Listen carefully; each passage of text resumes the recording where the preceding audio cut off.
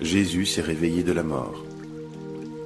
Quand le sabbat est fini, Marie de Magdala, Marie la mère de Jacques et Salomé achètent des huiles parfumées pour aller les mettre sur le corps de Jésus.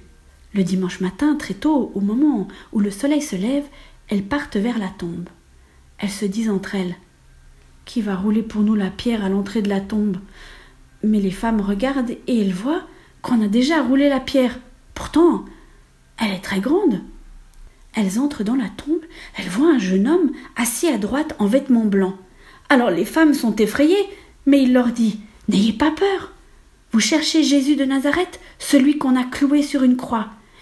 Il s'est réveillé de la mort, il n'est pas ici. Voici l'endroit où on l'avait mis.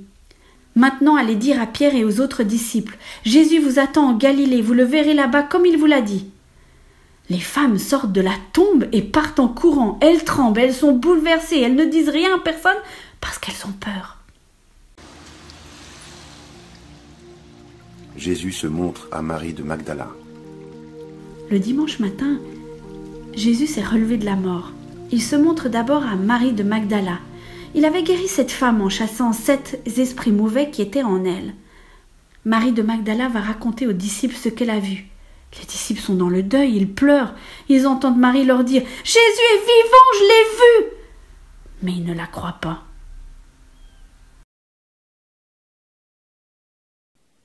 Jésus se montre à 2 disciples.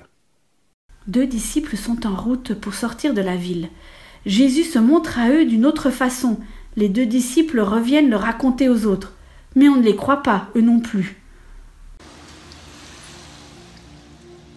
Jésus se montre aux 11 apôtres. Enfin, Jésus se montre aux 11 apôtres pendant qu'ils sont en train de manger. Il leur fait des reproches en leur disant « Vous ne croyez pas et vous ne voulez rien comprendre. Vous n'avez pas cru ceux qui m'ont vu vivant. » Ensuite, Jésus leur dit « Allez dans le monde entier, annoncez la bonne nouvelle à tous. Celui qui croira et sera baptisé, celui-là sera sauvé. Celui qui ne croira pas, celui-là sera condamné. Et ceux qui croiront, voici comment ils montreront la gloire de Dieu. En mon nom, ils chasseront les esprits mauvais, ils parleront des langues nouvelles, ils pourront prendre des serpents dans leurs mains, et s'ils boivent du poison, cela ne leur fera aucun mal. Ils poseront les mains sur la tête des malades, et les malades seront guéris. » Après que le Seigneur Jésus leur a dit cela, il est enlevé au ciel et s'assoit à la droite de Dieu. Les disciples partent pour annoncer partout la bonne nouvelle. Le Seigneur travaille avec eux et il leur donne le pouvoir de faire des choses étonnantes. De cette façon, il montre que les paroles des disciples sont vraies.